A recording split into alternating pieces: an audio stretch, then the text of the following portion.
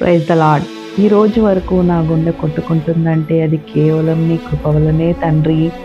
నాకు సమృద్ధిగా ఆహారం, వస్త్రాలు కలిగి ఉన్నందుకు అది కేవలం నీ దయ వలనే ప్రభువా. ఈ లోకంలో ఈ రోజు వరకు నాకు కలిగినవన్నీ నీ ఆశీర్వాదాలే కదా ప్రభువా. ఈ క్షణం వరకు నేను బ్రతికి ఉన్నానంటే నీ కృపనే.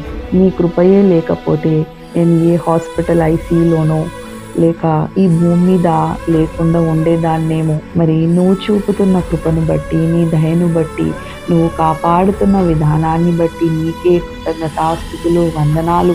నా జీవితంలో నువ్వు చేస్తున్న అద్భుతాలు, మేళ్ళు, ఆశ్చర్య క్రియలకై నీ కృతజ్ఞతాస్తుతులు చెల్లిస్తున్నాను ప్రభువా అని మనము ప్రతిరోజు కృతజ్ఞత కలిగి యేసు ప్రభువుకు, దేవునికి కృతజ్ఞతాస్తుతులు చెల్లించాలి.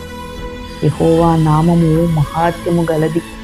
ఆయన అధిక స్తోత్రము నొందదగినవాడు, సమస్త దేవతల కంటే పూజనీయుడు.